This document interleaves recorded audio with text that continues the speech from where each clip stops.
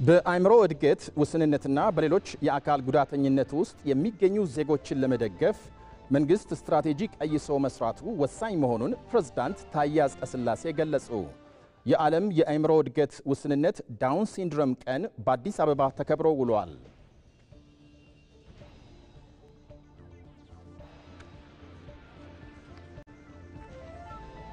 ላለፉት 4 ቀናት በድምቀት ሲካሄድ የቆየው የምስራቅ አፍሪካ ሀገራት የጥበባትና ባህል ፌስቲቫል ተጠናቀቀ።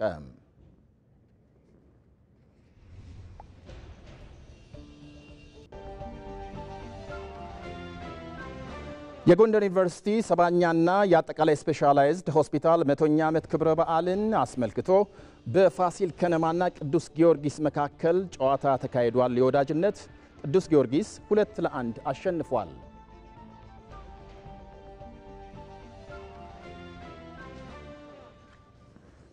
የፕሬዝዳንት ትራምፕ ልዩ ልዑክ የብሪታንያ ጠቅላይ ሚኒስትር በዩክሬን ላይ የያዙትን አቋም አወገዙ።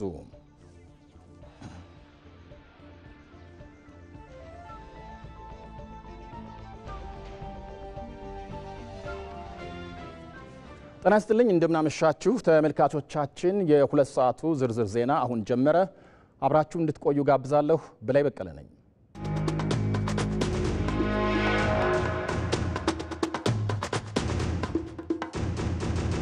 ህዳሴ ላይ ብዙ መከራ ታይቷል። ቢበዛ በሚቀጥሉት 6 ወራት በጋራ ሪቫን እንቆርጣለን።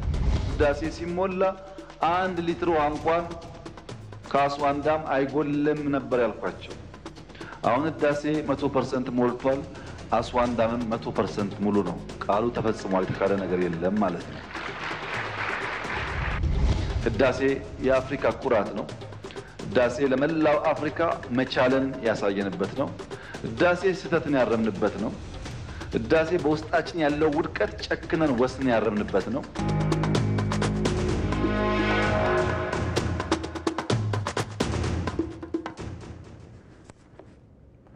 ጠቅላይ ሚኒስትር አብይ አህመድና ቀዳማዊት እመቤት ዝናሽ ታያቸው ትላንት በአፋር ክልል የተለያዩ የልማት ፕሮጀክቶችን ጎብኝተዋል።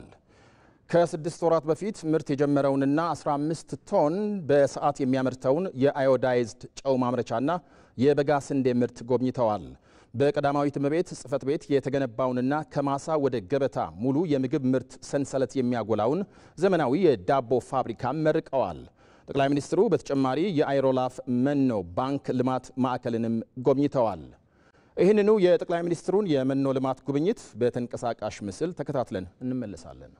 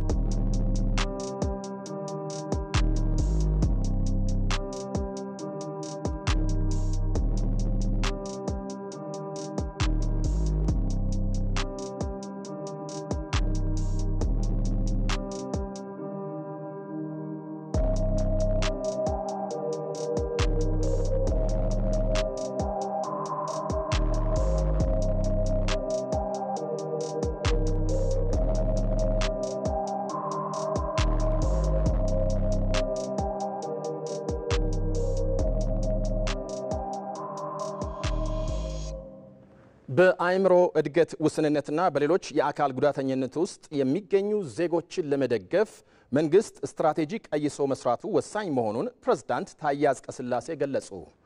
የዓለም የአእምሮ እድገት ውስንነት ወይም ዳውን ሲንድሮም ቀን የድጋፍ ስርዓታችንን እናሻሽል በሚል መሪ ሐሳብ በኢትዮጵያ ለ5ኛ ጊዜ ተከብሯል። በአእምሮ እድገት ውስንነት ላይ በሚሰሩ ተቋማት ውስጥ ለሚገኙ የችግሩ ተጎጂዎች የአዲስ አበባ ከተማ አስተዳደር ከዛሬ ጀምሮ ነፃ የሕክምና አገልግሎት መስጠት እንደሚጀምር በመድረኩ ተገልጿል። ለዝርዝሩ ሳምሶን በላይ። የዓለም የአእምሮ እድገት ውስንነት ወይንም ዳውን ሲንድሮም ቀን የድጋፍ ስርዓቶቻችንን እናሻሽል በሚል መሪ ሐሳብ በዲቦራ ፋውንዴሽን አስተባባሪነት በአዲስ አበባ ተከብሮ ውሏል። የፋውንዴሽኑ መስራች አባዱላ ገመዳ የዚህ ፕሮግራም ዓላማ ለዓመታት ተደብቀው የቆዩ ህጻናት እንዲወጡና ማህበረሰቡ ስለ ጉዳዩ ያለውን ግንዛቤ እንዲያስተካክል ለማገዝ መሆኑን ገልጸዋል። የዛሬ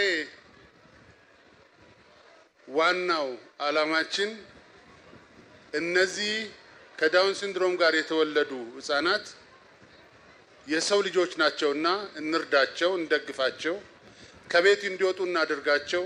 ባለን አቅም ሁሉ ደግሞ ስራ እንዲይዙና ሰርተው ራሳቸውንና ቤተሰቦቻቸውን አገራቸውን እንዲደግፉ እናድርጋቸው የሚል ነው። እነሱም እያሉ ያሉት ደግፉን ነው፣ እወቁን ነው፣ ሌላ አይደለም። በመርሃ ግብሩ ላይ የተገኙት ፕሬዝዳንት ታዬ አጽቀሥላሴ ዲቦራ ፋውንዴሽን እያከናወነ የሚገኘው ተግባር ለሌሎች አርአያ የሚሆን ነው ብሏል። አያይዘውም በአእምሮ እድገት ውስንነት ውስጥና በሌሎች የአካል ጉዳተኝነት ውስጥ የሚገኙ ዜጎችን ለመደገፍ መንግስት ስትራቴጂ መቀየሱ ወሳኝ መሆኑን ጠቅሰዋል። የአካላችን ክፍያ የሆኑት እነዚህ ህፃናትና ወጣቶች ተገቢውን እንክብካቤ፣ ትምህርትና የጤና አገልግሎት ማግኘት ህገ መንግስታዊ መብታቸው። በቀጣይነት እርግጠኛ ነኝ አገር አቀፍ የሆነ ብሔራዊ የሆነ የዲዛቢሊቲ ስትራቴጂ መቀየስ የተገባ ነው የሚሆነው።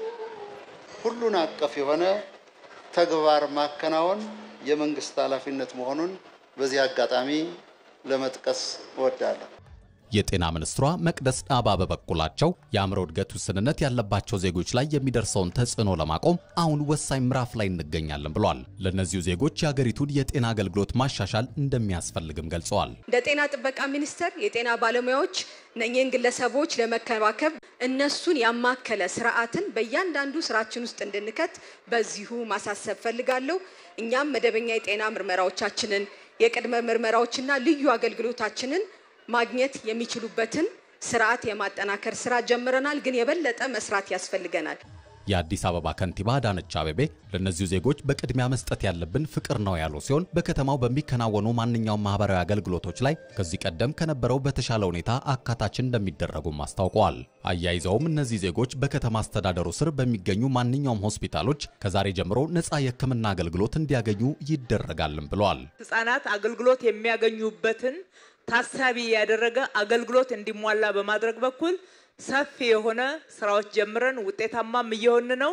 በዚህ አጋጣሚ ለዲቦራ ፋውንዴሽን እና በተመሳሳይ ስራ ላይ ለምትሰሩ አካላት ሁሉ ቃል መገባው በአዲስ አበባ ከተማ አስተዳደር ውስጥ በተለይም በጤና አገልግሎት በኩል ለእንደዚህና መሰል ህፃናት ነፃ የጤና አገልግሎት ለመስጠት በዚህ አጋጣሚ ቃል መግባት እንወዳለን።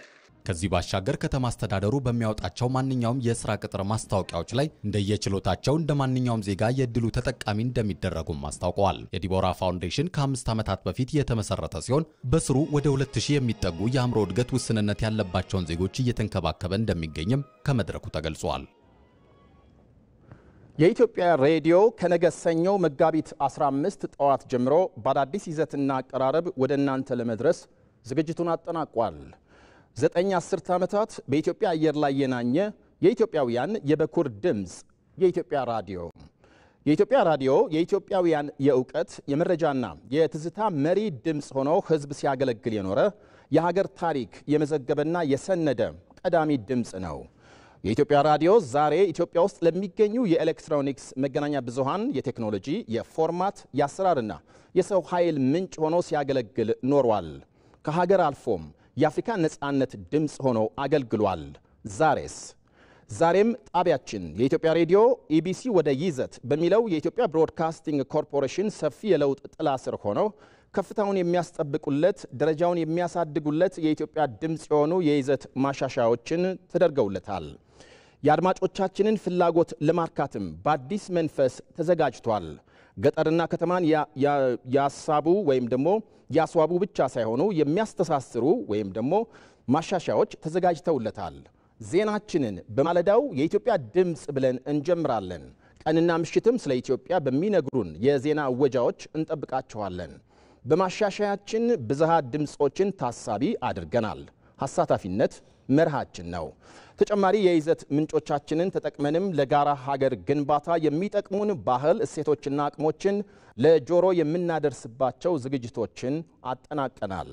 የመልካም አስተዳደርና የአገልግሎት አሰጣጥ ችግሮች በተከሰቱባቸው ስፍራዎች በመገኘት እንዘግባለን። እርምት እንዲያገኙም እንሰራለን። እንደ ዜናዎቻችን ሁሉ ማሻሻያ የተደረገላቸው የመዝናኛና የትምህርታዊ ፕሮግራሞቻችንም በተከታታይነት ወደ አድማጮቻችን እናደርሳለን። ትናንትናና ዛሬ ለነገ የሚኖራቸውን ፋይዳ መዝነን ዝግጅታችንን አጠናቀናል። ውድ የኢትዮጵያ ሬዲዮ አድማጮቻችን እንደ ወትሮ ሁሉ ዝግጅቶቻችንን በማድመጥ በሐሳብ ተሳትፎ በማድረግ በጥቆማ አብራችሁን እንድትዘልቁ በአክብሮት እንጠይቃለን።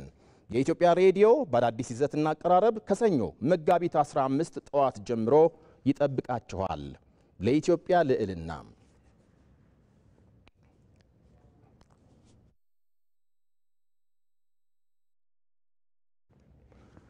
በድምቀት ላለፉት 4 ቀናት ሲካሄድ የቆየው የምስራቅ አፍሪካ ሀገራት የጥበባትና ባህል ፌስቲቫል ተጠናቀቀ። በባህልና ስፖርት ሚኒስቴር አዘጋጅነት ለ4 ቀናት የተካሄደው ፌስቲቫል ኢትዮጵያን ጨምሮ የተለያዩ ሀገራት ልዑካን የሀገራቸውን ባህል፣ ሙዚቃ፣ ባህላዊ ጭፈራ ያቀረቡበት ነው። ፌስቲቫሉ ጥበብና ባህል ለቀጠናዊ ትብብር በሚል መሪ ሀሳብ ከመጋቢት 11 ቀን 2017 ጀምሮ በመዲናችን በአዲስ ኢንተርናሽናል ኮንቬንሽን ማዕከል ሲካሄድ ቆይቷል።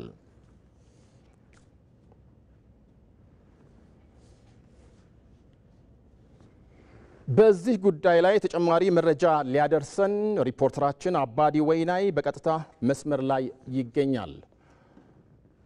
አባዲ እንደምናመሸህ። ለ4 ቀናት ሲካሄድ የነበረው ፌስቲቫል ለቀጠናው ምን ፋይዳ ነበረው ተባለ? አመሰግናለሁ በላይ። እንግዲህ ሁለተኛው የምስራቅ አፍሪካ ሀገራት የጥበባትና ባህል ፌስቲቫል ከመጋቢት 11 ጀምሮ እስከ ዛሬ ለ4 ቀናት ሲካሄድ ቆይቷል። በዚህ ፌስቲቫል እጅግ በርካታ ቁጥር ያላቸው ተሳታፊዎች ናቸው የተገኙት። በተለይም ከኢትዮጵያ ጨምሮ ከተለያዩ የምስራቅ አፍሪካ ሀገራት የመጡ የልዑካን ቡድን የሀገራቸውን ባህል፣ ትውፊት፣ ቅርስ ሊያሳይ የሚችል የጥበብ ስራዎችን በስፋት ሲያቀርቡበት የነበረ ግዙፍ ፌስቲቫል ነው። በዚህ ፌስቲቫል ኢትዮጵያን ጨምሮ ቡሩንዲ፣ ኡጋንዳ፣ ሩዋንዳ፣ ጅቡቲ፣ ደቡብ ሱዳን፣ ሶማሊያ፣ ዲሞክራቲክ ሪፐብሊክ ኮንጎ፣ ታንዛኒያና ኬንያ ልዑኮቻቸውን በዚሁ በአዲስ አበባ ልከው በአዲስ ዓለም አቀፍ ኮንቬንሽን እነዚህ ልዑካን የሀገራቸውን ሙዚቃና ባህል በስፋት ያስተዋውቁበት ነበር። በዚህ ፌስቲቫል በ4 ቀናት ቆይታው በርካታ ሁነቶች ናቸው የተስተናገዱበት። ከጥቂቶቹ መካከል ብንመለከት የጥናትና ምርምር ስራዎች ወይም ደግሞ ሲምፖዚየሞች በስፋት የተካሄዱበት ነበር። የምስራቅ አፍሪካ ሀገራት የጥበብ ባለሙያዎች እንዲሁም የኢትዮጵያ የጥበብ ባለሙያዎች በአጠቃላይ በቀጠናው የጥበቡን ዘርፍ ለማሳደግ ምን ሊሰራ ይገባል የሚል ሰፊ ውይይት አድርገውበታል በዚህ በ4 ቀናት ቆይታው። ከዛ ባሻገርም ደግሞ የኢትዮጵያን ጨምሮ የምስራቅ አፍሪካ ሀገራት የሀገራቸውን ባህል የሚወክል የሙዚቃ ስራዎች በስፋት ያቀረቡበት ፌስቲቫል ነበር ማለት ይቻላል።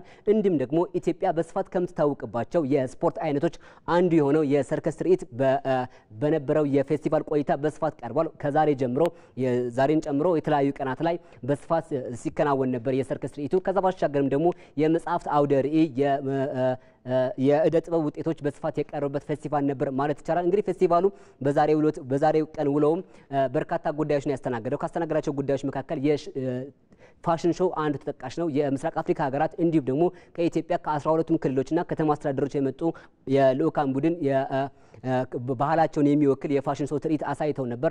እንዲሁም ደግሞ የእውቁ የሚባሉ የጥበብ ባለሙያዎች፣ የሙዚቃ አንጋፋ ሰዎች በፌስቲቫሉ ላይ የጥበብ ስራቸውን የሙዚቃ ስራቸውን ያቀረቡበት ቀን ነበር። እንግዲህ የባህልና ስፖርት ሚኒስትሯ ወይዘሮ ሻውን ሻንካ እንደገለጹት ከሆነ ፌስቲቫሉ ኢትዮጵያ ባቀረችው ልክ ማሳካት ትችላለች ብለዋል። በተለይም ደግሞ በቀጠናው ሀገራት መካከል ጠንካራ ትስስር እንዲፈጠር ለማድረግ ለማድረግ ዓላማ አድርጎ የተነሳው ይህ ፌስቲቫል ኢትዮጵያ በሚፈለገው ልክ ከሚጠበቀው በላይ ማሳካት ትችላለች። በቀጠናው ሀገራት መካከል አንድነት እንዲሰፍን፣ ሰላም እንዲሰፍን ይህ ፌስቲቫል ከፍተኛ አስተዋጽኦ አበርክቷል ብለዋል። ከዛ ባሻገርም ደግሞ በሀገራት መካከል ያለው ባህል ምን እንደሚመስል ለመተዋወቅና ለማስተዋወቅም ፌስቲቫሉ ከፍተኛ ሚና እንደነበረ ነው ሚኒስትሯ የገለጹት። እንዲሁም ደግሞ በቀጠናው መካከል የባህል ዲፕሎማሲን በመገንባት ወንድማማችነትን ለማጠናከርና አንድነትን ለማስፈን ከፍተኛ ስራ ተሰርቷል። በዚህም ውጤት ተገኝቶበታል። ከዛ ባሻገርም ደግሞ እንግዲህ የልኡካን ሲመጡ በርካታ የሆኑ ውጤቶችን የባህላቸውን የሚያሳይ የእደ ጥበብ ውጤቶችን ይዘው ነው የመጡት።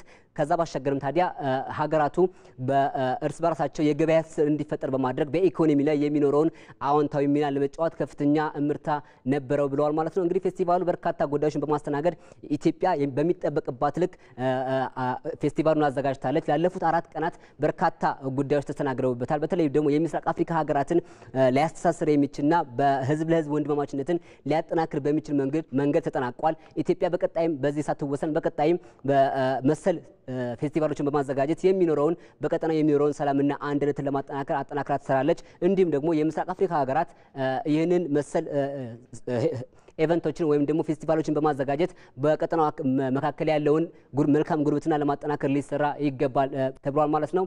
ለጊዜው ያለኝ መረጃ ይመስላል። በላይ መልካም አባዲ አመሰግናለሁ።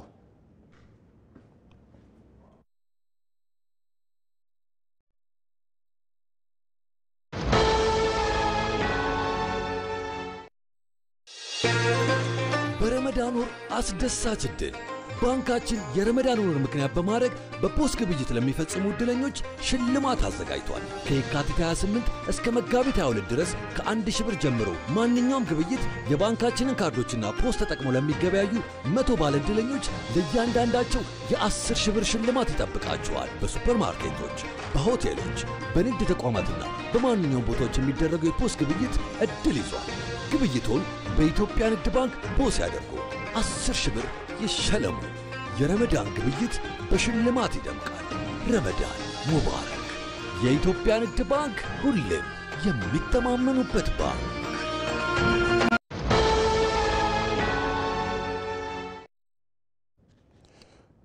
በሰው ሰራሽም ሆነ በሌሎች ምክንያቶች የሚፈጠሩ ችግሮች በቱሪዝም ዘርፉ ላይ አሉታዊ ተጽዕኖ እንደሚያሳድሩ ይታመናል። ችግሮቹ የጎብኚዎችን እንቅስቃሴ ከመግታት ባለፈ ከዘርፉ የሚገኘውን ገቢ ሊቀንሱ እንደሚችሉ ይገለጻል። ሪፖርተራችን መሐሪ አለሙ የቱሪዝም ዘርፉን እንዳይነቃቃ በሚያደርጉ ጉዳዮች ዙሪያ ተከታዩን አዘጋጅቷል። የቱሪዝም ዘርፉ አማራጭ የኢኮኖሚ ምንጭ ሆኖ ለሀገር የኢኮኖሚ ግንባታ የራሱን አስተዋጽኦ እንደሚያበረክት ይታወቃል። ይሁን እንጂ በሰው ሰራሽም ሆነ በሌሎች ምክንያቶች የሚፈጠሩ ችግሮች ለዘርፉ ማነቆ እንደሆኑ ይነሳል።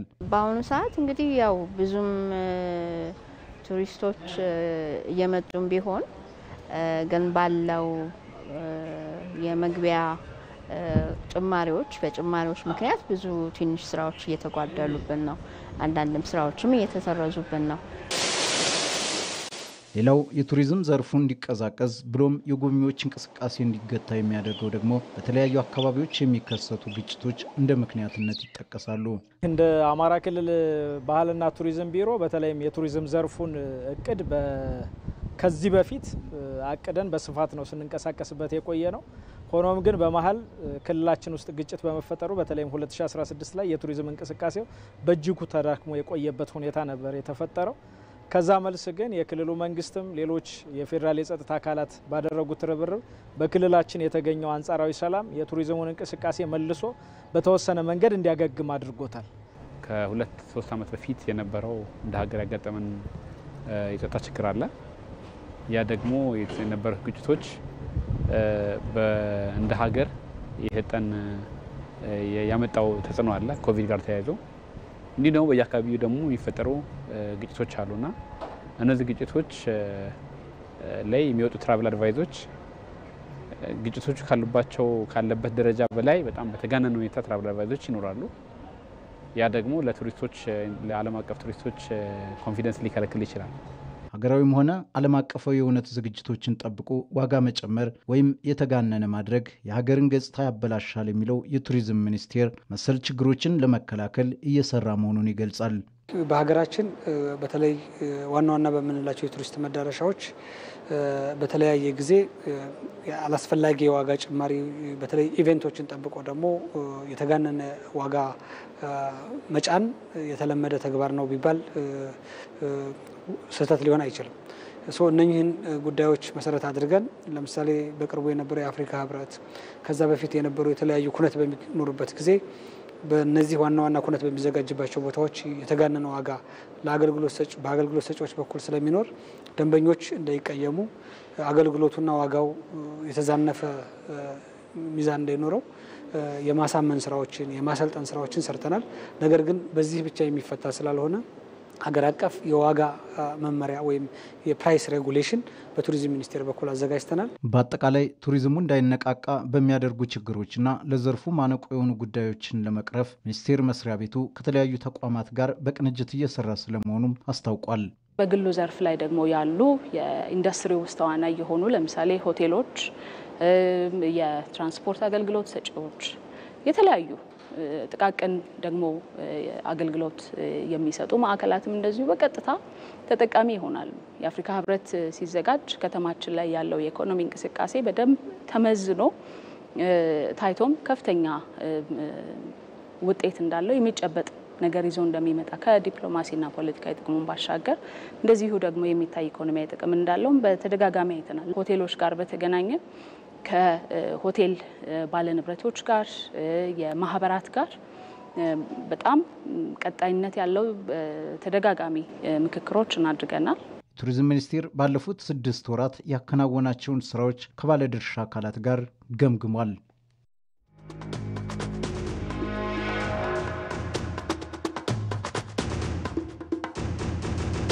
ኮሪደርን በሚመለከት ዋና ሀሳቤው ለልጆቻችን መልካም ሀገር መልካም ከተማን ጥሎ መሄድ ነው። ልጆቻችን ሌላ ናፋቂ ሳይሆኑ በሀገራቸው የተሻለ ከባቢ ኖሯቸው እንዲኖሩ ለማስቻል ነው።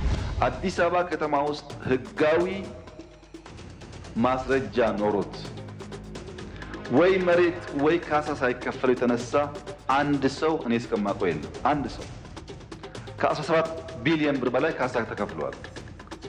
ማላዘን የሚፈልጉ ሰዎች ሊያላዝኑ ይችላሉ። ከኛ በላይ ግን ለኢትዮጵያ ድሃ ሊቆረቆሩ አይችሉም። እኛ ድሃ አደጎች ነን። የተነሳንበትን ህዝብ ልንጨፈልቀው አንችልም።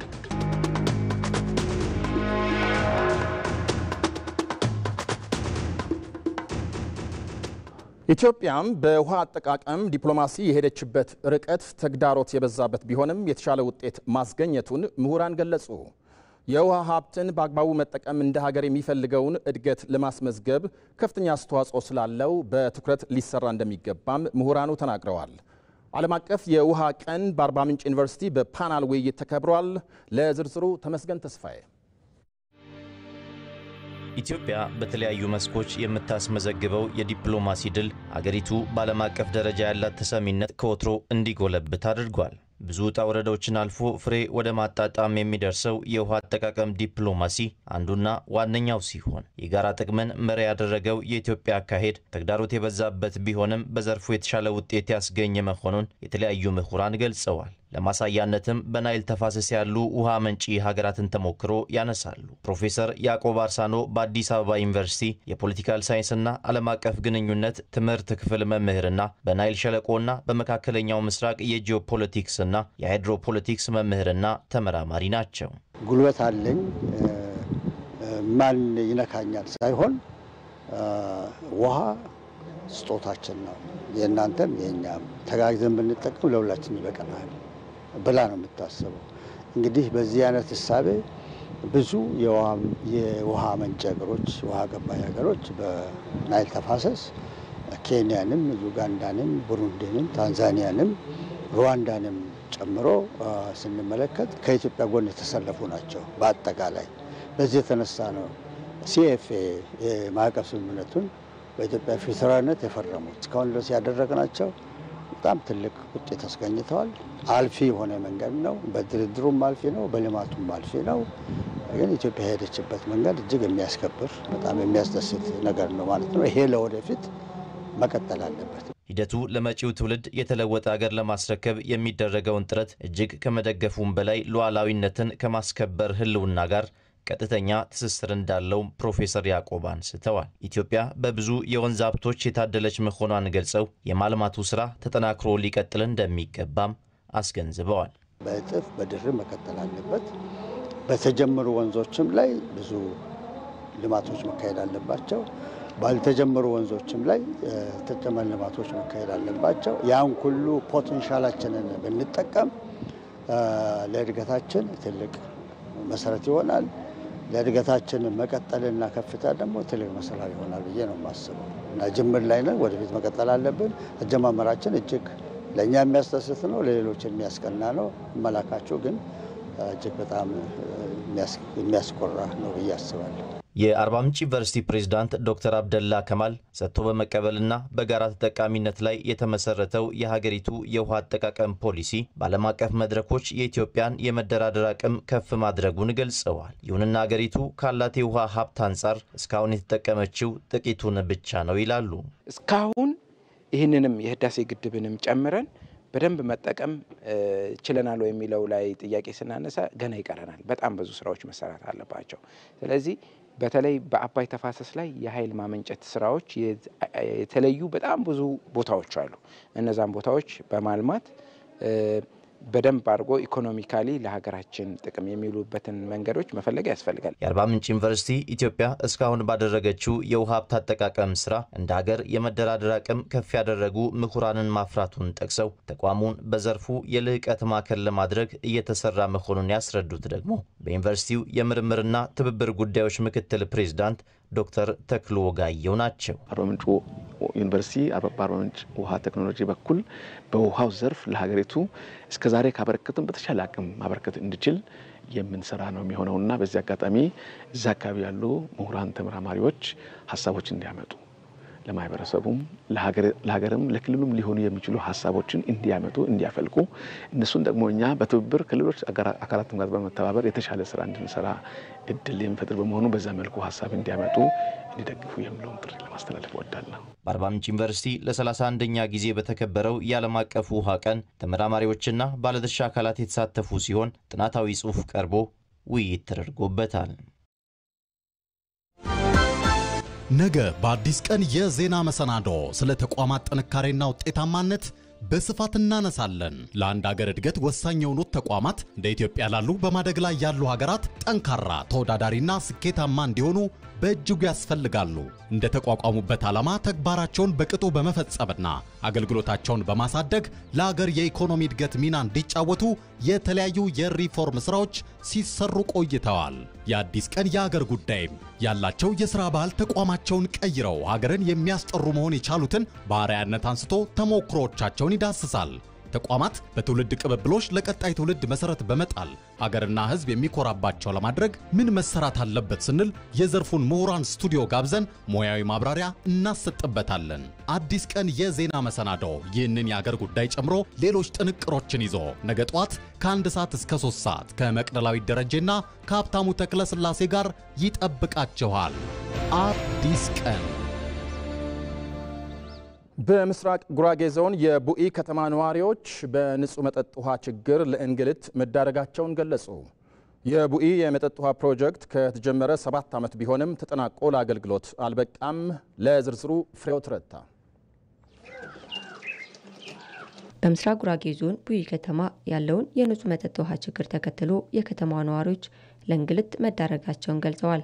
ነዋሪዎቹ ውሃ ለመቅዳት ረጅም ርቀት መጓዝና ተጨማሪ ወጪ እንዳማረራቸው ይናገራሉ። ለምሳሌ አሁን አንድ ጀሪካን በጋሪ ከሄደ ከዚህ 15 ብር ነው የሚቀበሉት።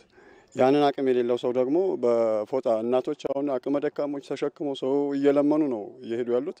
ስለዚህ የዚህ የከተማችን የውሃ ጉዳይ በጣም አንገብጋቢና ከምንም ከሌላው ኑሮ የበለጠ ከሌላው አስቤዛ የበለጠ የውሃ ችግር በጣም በከፍተኛ ሁኔታ አለና አሁን ለምሳሌ እኔ አሁን የልጆች አባት ነኝ።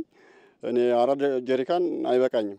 4 ሲባዛ በ15 አልችልም። አሁን አህያ ለምኜ ነው ከሰው አህያ ለምኜ ነው አቅሜ ስላልፈቀደ በጀሪካን በአህያ ለመውሰድ የመጣሁት ማለት ነው። ቢያንስ እኔ ቤት ማለት ነው 10 ጀሪካን በቀን አይበቃቸውም። ልጆች አባት ነኝ።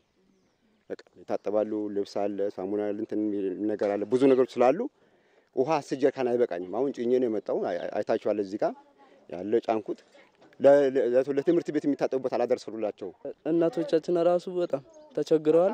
ዋጥረት በጣም ነው ያለው እዚህ። ከነገ ዛሬ ይለቀቃል በሚል ተስፋ አመታት መቆጠራቸውን ነው ነዋሪዎቹ የሚገልጹት። ውሃው አየነው፣ ሲፈሳ አየነው፣ ተደሰትን። ከዛ በኋላ እር ብሎ ሰው ሲጠብቀው የለም ምንድነው ይቀራዋል ነው የሚሉት። የቀረው ነገር ገራ እየገባን ነው ያለ ነው። ውሃው ስናይ ተሞልቷል ይባላል። ባለሙያንም እናቆኛን አናቅም ማለት አሁን አዲስ ዝርጋታ የተዘረጋ ነበረ፣ እስካሁን አልተለቀቀም። በከተማዋ በግንባታ ላይ የሚገኘውን የንጹህ መጠጥ ውሃ ፕሮጀክት አጠናቆ ለህብረተሰቡ ውሃ ተደራሽ ለማድረግ በሚደረጉ ሙከራዎች ተደጋጋሚ የቴክኒክና የአሰራር ችግር እየተከሰተ መሆኑን የከተማዋ አስተዳደር ገልጸዋል። ወደ ሪዘርቫየሩ ውሃውን መክፋት አስፈላጊ ስለነበረ በዛን ወቅት ያው ከቧንቧዎች ብልሽት ጋር ተያይዞ እንዲሁም ደግሞ መነሻ ቡስተር ሃውስ አካባቢ ላይ ከፓወር ጋር ተያይዞ የገጠሙ ችግሮች፣ ፍንዳታዎች ከመኖራቸው ጋር ተያይዞ በታሰበው ጊዜ ውሃው ወደ ማህበረሰቡ እንዳይለቀቅ ምክንያትን የሆነው ማለት ነው። የውሃው አሁን ያለው ነባሪ ውሃ ጉድጓድ የከተማው ህዝብ 5000 በነበረበት ሰዓት የተሰራ ነው። አሁን ደግሞ ከተማው ህዝብ ቁጥር 50000 እና ከዛ በላይ ሆኗል። ስለዚህ ሰፊ የፍላጎትና አቅርቦት አለመጣጣም ከመኖሩ ጋር ተያይዞ ውሃ በሁሉም የሰፈር አካባቢ ላይ ተደራሽ ማድረግ ተቸግሯል አገልግሎቱ። ፕሮጀክቱን በተያያዘው መጋቢት ወር ለማጠናቀቅ እየተሰራ መሆኑን የቡይ ከተማ አስተዳደር አስታውቀዋል። ፕሮጀክቱ በዚህ ወር ውስጥ አልቆ ለአገልግሎት ዝግጁ እንዲሆን ነው ያለን ዝግጅት ማለት ነው። ስለዚህ በዚህ ወር ውስጥ ይመረቃል፣ ለአገልግሎት ዝግጁ ይሆናል። የሙከራ ስራውም ደግሞ በዚህ ሳምንት ውስጥ ከተማ ውስጥ ውሃ ይፈሳል ማለት ነው። ውሃ መስመር ውስጥ ይፈሳል ብለን ነው እኛ በጉጉት እየደገፍን እያገዝን ያለን። የከተማዋ የንጹህ መጠጥ ውሃ ፕሮጀክት ለ7 ዓመት መጓተት ነዋሪዎቹን ለችግር ዳርጓቸዋል። የሰላም ሚኒስቴር በ12ኛው ዙር ያሰለጠናቸውን የብሔራዊ በጎ ፈቃድ ማህበረሰብ አገልግሎት ሰጪዎች አስመረቀ። የሰላም ሚኒስቴር ከጅማ ዩኒቨርሲቲ ጋር በመተባበር ለ22 ቀናት በጅማ ዩኒቨርሲቲ ያሰለጠናቸውን ከ1200 በላይ የብሔራዊ የበጎ ፈቃድ ማህበረሰብ አገልግሎት ሰጪዎችን ያስመረቀው በህዝብ ተወካዮች ምክር ቤት የውጭ ግንኙነትና የሰላም ጉዳዮች ቋሚ ኮሚቴ ምክትል ሰብሳቢ ዶክተር ፈቲሂ መሂዲ በጎነት ለአብሮነት በሚል መሪ ሐሳብ የተጀመረው የወጣቶች በጎ ፈቃድ የማህበረሰብ አገልግሎት የወጣቶችን የሀገርና የህዝብ ፍቅር ለማሳደግ ከፍተኛ አስተዋጽኦ እንዳለው ገልጸዋል።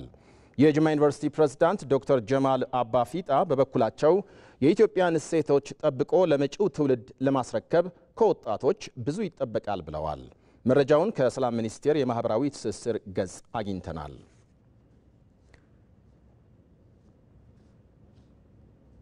የጎንደር ዩኒቨርሲቲ 70ኛና የአጠቃላይ ስፔሻላይዝድ ሆስፒታል 100ኛ ዓመት ክብረ በዓልን በማስመልከት ትላንት በአጼ ፋሲለደስ ስታዲየም በፋሲል ከነማና ቅዱስ ጊዮርጊስ መካከል የተካሄደው የወዳጅነት ጨዋታ በቅዱስ ጊዮርጊስ 2-1 አሸናፊነት ተጠናቋል። የወዳጅነት ጨዋታው የሁለቱን ክለቦች ትስስር በማጠናከር ረገድ ከፍተኛ ጠቀሜታ እንዳለው ተመልክቷል። ለዝርዝሩ ተመስገን አለባቸው። ለዓመታት በስቴዲየም ተገኝተው ክለባቸውን ለመደገፍ የናፈቁ በርካታ ደጋፊዎች የታደሙበት የወዳጅነት ጨዋታ ትናንት በጎንደር አጼ ፋሲለደስ ስቴዲየም በፋሲል ከነማና ቅዱስ ጊዮርጊስ መካከል ተደርጓል። የጎንደር ዩኒቨርሲቲ 70ኛና የስፔሻላይዝድ ሆስፒታል 100ኛ ዓመት ክብረ በዓልን ምክንያት በማድረግ ነበር የእግር ኳስ ጨዋታው በሁለቱ ክለቦች መካከል የተካሄደው። ጨዋታውም በተጋባዡ ክለብ ቅዱስ ጊዮርጊስ 2-1 አሸናፊነት ተጠናቋል። በ1928 የተመሰረተው ቅዱስ ጊዮርጊስ እግር ኳስ ክለብ በ1960ዎቹ ከተመሰረተው ፋሲል ከነማ ጋር ለረዥም ጊዜ ቆየ ወዳጅነት ያለው ሲሆን ትናንት የተደረገው የእግር ኳስ ጨዋታ ደግሞ ያላቸውን ትስስር ይበልጥ ያጠናክረዋል ተብሏል። ስፖርት ማህበረሰብን በማስተሳሰር ረገድ ያለው ፋይዳ ከፍተኛ ነው ያሉት የጎንደር ዩኒቨርሲቲ ፕሬዝዳንት ዶክተር አስራት አጸደወይን ለ4 ዓመታት ክለባቸውን መደገፍ ያልቻሉ የአካባቢውን ነዋሪዎች ለማነቃቃት በማሰብ ውድድሩ መደረጉን ገልጸዋል። የፋሲል ክለብ በደጋፊዎቹ መሃል በሜዳው ላይ ቢጫወት ደጋፊዎችና ክለቡን ቃል ኪዳን ያድሳል። ህዝቡ እንደሚታወቀው ግጭት ወይም የተለያዩ ችግሮች ያሉበት አካባቢ እንደመሆኑ መጠን እንደ መንፈሱንም የሚያድስ ወጣቱንም የሚያነሳሳና ከተለያዩ ጭንቀቶች ሊያወጣ የሚችል በመሆኑ ይሄ ዝግጅት ቢካሄድ ጥሩ ነው የሚል ሀሳብ ተነሳ። እኛም ይሄን ነገር አምነንበት ዝግጅቶች ስናደርግ ቆይተን በተለይም ደግሞ የእግር ኳስ ፌዴሬሽኑ እንዲሁም የቅዱስ ጊዮርጊስ እግር ኳስ ክለብ ፈቃደኛ ሆነው እዚህ መጥተዋል ማለት ነው። ከኢትዮጵያ ብሔራዊ ቡድን ጋር ለመጫወት ጥያቄ አቅርቦ የነበረ ቢሆንም ለዓለም ዋንጫ ማጣሪያ የነበረው ጊዜ የተጣበበ በመሆኑ ሳይሳካ ቀርቷል ያሉት የኢትዮጵያ እግር ኳስ ፌዴሬሽን ፕሬዝዳንት ኢሳያስ ጅራ የወዳጅነት ጨዋታው ያለው ጠቀሜታ የጎላ ነው ብለዋል። ጠቀሜታው የጎላ ነው። በተለይ አሁን ባለው ተጨባጭ ሁኔታ በተለይ ጎንደር ላይ በዚህ ደረጃ ህዝቡ ተሰብስቦ ከውጭ የሚወራውና አሁን እዚህ ቦታ ተገኝተ የምታየው እጅግ በጣም የተለያየ ነገር ነው። የአጋጣሚ ቅዱስ ጊዮርጊስ ስፖርት ክለብን ማመስገን ፈልጋለሁ። ከአብሮነት ነው የምናተርፈው። ተያይዘን ከሰራን ወደ ታችም ተግዶ ተያይዞ ከተሰራ እዚህ የሚንገራገጨውም የእግር ኳስ ውጤት ሊስተካከል ይችላል የሚል እምነት ነው ያለኝ። በዚህ ደረጃ ግን ሊመሰገኑ ይገባል። ከኮቪድ ወረርሽኝ በኋላ ክለቦች በሜዳቸው የመጫወት እድል ማጣታቸው በስፖርቱ ላይ ያሳደረው ተጽዕኖ ከፍተኛ መሆኑን የገለጹት አቶ ኢሳያስ በአጼ ፋሲለደስ ስቴዲየም የተመለከቱት የደጋፊዎች ድባብ እንዳስደሰታቸው ነው የተናገሩት። ቆየን እንደዚህ አይነት ደጋፊ ካየን 2019 በፈረንጅ የዛሬ 4 ዓመት 5 ዓመት አካባቢ ቆይተናል። 6ኛ ዓመቱን ይዟል። ኦፍ ኮርስ ይናፍቃል። ባዶ ሜዳ ነው። ቅርብ ድሬዳዋ ላይ ውድድር ሲካሄድ ድሬዳዋ ከነማ ያለ ቀን ብቻ ነው ሰው ትንሽ የሚገባውና ድባቡ ለካ ስታስቦ ሰው ከእግር ኳስ የራቀ ይመስልን ነበር። ሞመንታዊ ቤዝ በሚሆንበት ጊዜ ለካ በዚህ ደረጃ ሊሆን እንደሚችል የሚያሳይ ነውና ወደፊት እናስብበት። ሀገራዊ ሁኔታዎች ሲፈቅዱ ሊሆን እንዲችል የሚታሰብበት ነው የሚሆነው። የጎንደር ዩኒቨርሲቲ ከፋሲል ከነማ እግር ኳስ ክለብ ጋር በቅርበት እንደሚሰራ የተናገሩት የዩኒቨርሲቲው ፕሬዝዳንት ዶክተር አስራት አጸደወይን በስፖርቱ ዘርፍ ያሉ ችግሮችን መንስኤና የመፍትሄ አቅጣጫዎችን በተመለከተም ዩኒቨርሲቲው የምርምር ስራዎችን እያካሄደ ነው ብለዋል። የከፍተኛ ትምህርት ተቋማት ችግሮችን መለየት፣ የመፍትሄ ሀሳብ መጠቆም ይጠበቃል። ከዚህ አኳያ የስፖርት ሳይንስ ትምህርት ክፍልም እስከ ድህረ ምረቃ እስከ ማስተርስ ድረስ በመክፈት የሰለጠነ የሰው ኃይል ከማውጣት ባሻገር የተለያዩ ምርምሮችን ይሰራሉ። በቀጣይም አሁን ያለውን የስፖርቱን ችግር በመለየት በኩል ትኩረት ሰጥቶ ለመስራት እየተንቀሳቀስን ነው የምንገኘው። የአጼ ፋሲለደስ ስቴዲየም እድሳት በፍጥነት ተጀምሮ እንዲጠናቀቅ ለማድረግ የጎንደር ዩኒቨርሲቲ ከሚመለከታቸው አካላት ጋር በትብብር እንደሚሰራም ነው የተገለጸው። የአዲስ አበባ ቀላል ባቡር የጀመረው በቴክኖሎጂ የተደገፈ የክፍያ ስርዓት ቀልጣፋና ዘመናዊ አገልግሎት እንድናገኝ አስችሎናል ሲሉ የባቡር ትራንስፖርቱ ተጠቃሚዎች ተናገሩ። የአዲስ አበባ ቀላል ባቡር ትራንስፖርት አገልግሎት በበኩሉ የወረቀት ትኬት ስርዓት የመዲናዋን የባቡር ትራንስፖርት አገልግሎት የማይመጥን በመሆኑ አገልግሎቱን በቴክኖሎጂ የተደገፈ ለማድረግ የሙከራ ስራ መጀመሩን ገልጿል። ዝርዝሩን ህይወት አበበ ታቀርበዋለች። የአዲስ አበባ ከተማ ቀላል ባቡር ትራንስፖርት አገልግሎት በተመረጡ የባቡር ጣቢያዎች የዲጂታል ትኬት አገልግሎት መስጠት ጀምሯል። ከዲጂታል ትኬት አገልግሎት ተጠቃሚዎች መካከል ወጣት መብራቴ ደረጀ ዲጂታል የክፍያ ስርዓት ተግባራዊ መደረጉ ቀልጣፋ አገልግሎትን ማግኘት እንዳስቻለው ገልጿል። ወደ ዲጂታል ሲስተም መቀየሩ ያው እንደኔ በጣም ሰፖርት አደርገዋለሁ። ግን ደግሞ እዚህ ጋር ምንድነው ሁሉም ሰው ይጠቀማል የሚለው ነገር ደግሞ ያው እዚህ ጋር አሳሳቢ ነው። ያው አንዳንድ ሰው ያለው ነገር ያው ክሮኖሎጂካል ኦርደሩ ጠንቅቆ ሊያውቀው ይችላል። አንዳንድ ሰው ደግሞ ያው ያን ያክል ግንዛቤ የሌለው ሰው ደግሞ እንደዚህ አይነት ሰዎች ደግሞ እንዴት ይጠቀማሉ የሚለው ነገር ትንሽ ያው ጥያቄ ምልክት ሊያስነሳ ይችላል። የዲጂታል የክፍያ ስርዓት ጊዜን በመቆጠብ ቀልጣፋና ፈጣን አገልግሎት መስጠት የሚያስችል በመሆኑ በሁሉም አካባቢዎች ተጠናክሮ ሊቀጥል እንደሚገባ የገለጸው ደግሞ መምህር ዮርዳኖስ ወልደ አማኑኤል ነው። ቴክኖሎጂ በጣም ለሁሉም አስፈላጊ ነው። ሲስተማቲክ በሚሆንበት ሰዓት ታይም ሴቭ ያደርጋል፣ ኤነርጂ ይቀንሳል፣ እንደዚህ አጭበርባሪ ነገሮችን ይቀንሳል። ስለዚህ አሁን ባቡር ሰዓት ለመቆጠብ እዚህ ጋር መጥቻለሁ። ለመቁረጥ ግን እዛ ጋር ነው የሄድኩት። እዛ ጋር እስከመጣ አንድ ባቡር አምጥቶኛል አጋጣሚ ማለት ነው።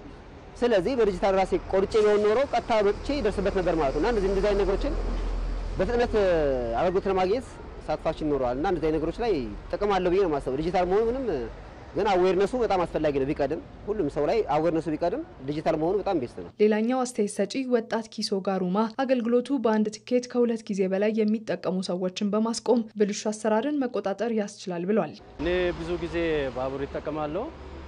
በሰዓት ላይ በጣም ጥሩ ነው። ቶሎ የፈለገበት ቦታ ደርሳለሁ እና ጥሩ ነው። ግን አንዳንድ ጊዜ ችግር ይኖራል እና ባቡሩ ቶሎ አይመጣም።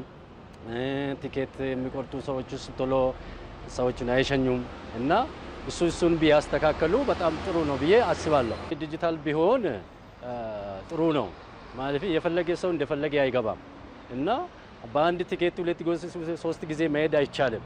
የአዲስ አበባ ቀላል ባቡር ትራንስፖርት አገልግሎት ዋና ስራ አስፈጻሚ ብርሃነ አበባው በበኩላቸው የባቡር ትራንስፖርት የቲኬት አገልግሎት በቴክኖሎጂ የተደገፈ ለማድረግ የሙከራ ስራ መጀመሩን ገልጸዋል። ቀደም ሲል የነበረው የቲኬቲንግ ሲስተማችን የወረቀት ቲኬት ነበር የምንጠቀመው። ይሄ ደግሞ ኋላ ቀርና የትም ዓለም ላይ የቀረ አሰራር ነበር የምንከተለው። አሁን እየሰራን ያለ ነው ለሙከራ ነው። 5 ጣቢያዎች ላይ ነው እየሰራን ያለ ነው። ወደፊት ግን የሰውን ተቀባይነት እያየን ሁሉም ጣቢያዎች ላይ የምናሰፋበት ሁኔታ ይኖራል ማለት ነው። ቴሌብር ቲኬቶች በሁሉም ስቴሽኖች ለማምጣት ጥረቶች እየተደረጉ ነው ያሉት ማለት ቴክኖሎጂ ከመጠቀም አንጻር።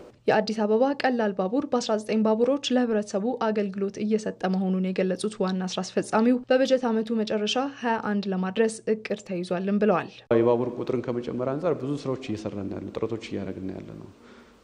ለምሳሌ 2016 በጀት ዓመት መጨረሻ ላይ በ13 ባቡሮች ነው ስንሰራ የነበረው።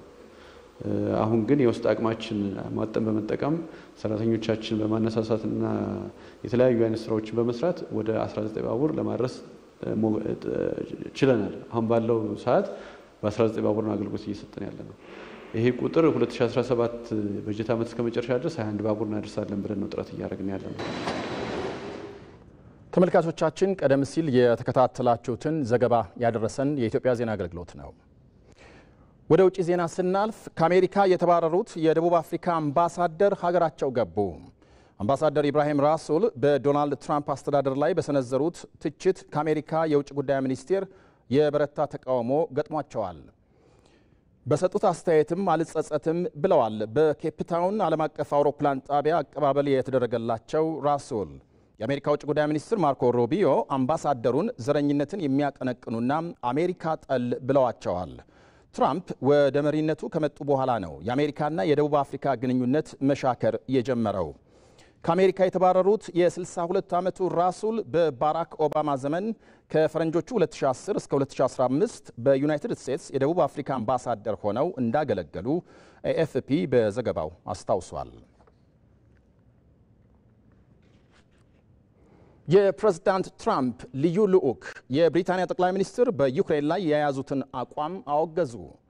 ጠቅላይ ሚኒስትር ኪር ስታርመር ከተኩስ አቁሙ በኋላ ለዩክሬን ዓለም አቀፍ ድጋፍ ሊደረግላት ይገባል ብለዋል። የጠቅላይ ሚኒስትሩን አስተያየት አውሮፓውያኑ ዊንስተን ቸርችልን ለመምሰል የሚያደርጉት ጥረት ማሳያ ያሉት ልዑኩ ስቲቭ ዋትኮፍ ዩክሬንን ደግሞ ሐሰተኛ ሀገር ሲሉ ገልጸዋታል። የፑቲን አድናቂ ነኝ ያሉት የትራምፕ ልዑክ የመሰላቸውን የሚናገሩና ባለ ግርማ ሞገስ ሲሉ የሩሲያውን መሪ አወድሰዋል። ዊትኮፍ ሩሲያና ዩክሬን የ30 ቀናት የተኩስ አቁም ለማድረግ መቃረባቸውንም አስታውቀዋል። ዘገባው የኤኤፍፒ ነው። ዜናው በዚሁ አበቃ። በላይ በቀለ ነኝ። መልካም ምሽት።